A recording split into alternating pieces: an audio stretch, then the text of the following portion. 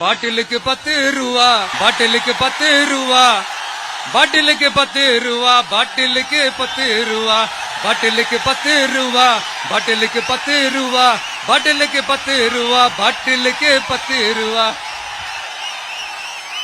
இப்ப ரீசெண்டா கரூர்ல ஒரு விழா ஒண்ணு நடத்தினாங்களே, அது என்னப்பா 30 பேர் விழாவா?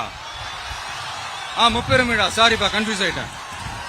அந்த விழாவில் மாண்புமிகு சிஎம் அவர்கள் இந்த மாஜி மந்திரியை பத்தி உச்சி மேல தூக்கி வச்சு மெச்சினதெல்லாம் நம்ம காதால கேட்டோம் இல்லையா?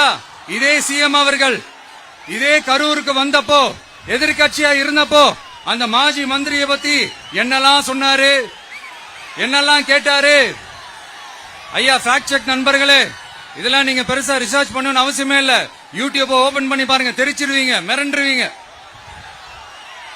இந்த திமுகவுக்கு இந்த மாஜி மந்திரி இப்ப என்னவா இருக்கிறாரு அப்படின்னு மக்கள் பேசிக்கிறாங்க தெரியுமா? இந்த திமுக குடும்பத்துக்கு ஊழல் பண்ற பணத்தை எல்லாம் 24x7 டெலிவரி பண்ற ஒரு ஏடிஎம் மெஷினா இருக்கிறாராம் அப்படின்னு நான் சொல்லுங்க, ஊருக்குள்ள பேசிக்கிறாங்க. சரி, இங்க ஓகே. இன்னொரு முக்கியமான விஷயம், இங்க போலீஸ் பாதுகாப்புலாம் இருக்கா இல்லையா? போலீஸோட கைகள்லாம் கட்டப்பட்டிருக்குன்னு நினைக்கிறேன்.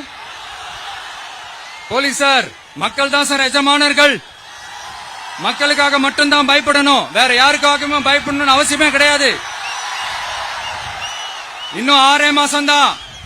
ஆட்சி மாறும், காட்சி மாறும், அதிகாரம் கை மாறும். உண்மையான மக்களாட்சி, மனசாட்சி உள்ள மக்களாட்சி அமையும். அப்ப தெரியும் எல்லாருக்கும் சுதந்திரமும் பாதுகாப்பும் 100% வரும்.